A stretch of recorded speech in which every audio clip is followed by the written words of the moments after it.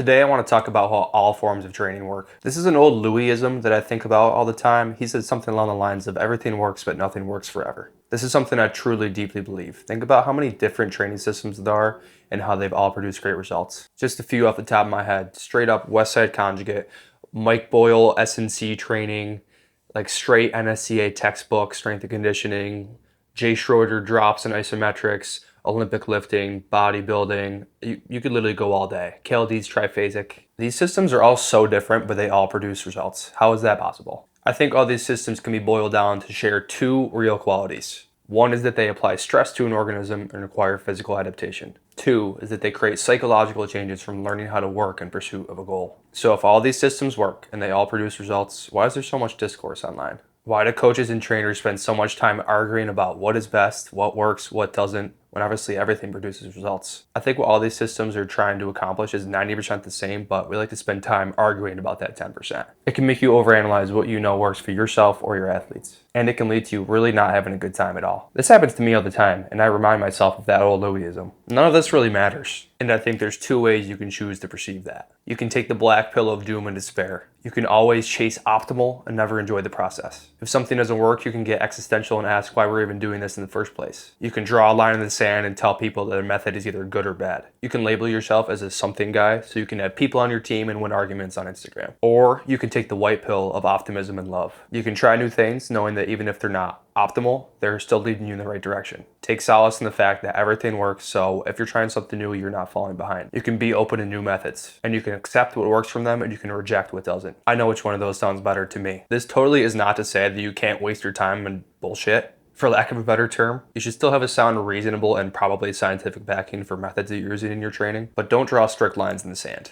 And don't be a something guy. And here's the checklist I use for my own training and coaching purposes to keep myself in the right track. 1. Generally coach and do what you know best. 2. Apply stress, whether that's to you or your athletes, cause an adaptation to that stress, and repeat that until you have diminishing returns. 3. Are you getting the most from the least? I think this should generally be the goal. Don't waste your time on a bunch of stuff if it's not really moving the needle. And 4, always be learning.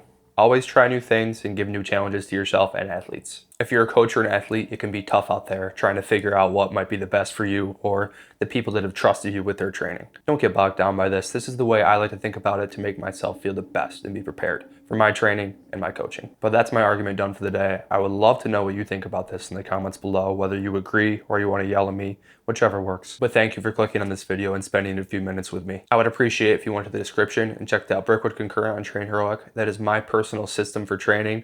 It's what I do to get bigger, faster, stronger, all the fun stuff. 2 days a week of sprinting, 2 days of full body strength, some aerobic work so you don't die, and some bodybuilding so you actually look like you lift. Or if you don't want to do that, we can compromise with you just liking and subscribing. But that's all for today. Thank you for watching. I'll see you in the next one.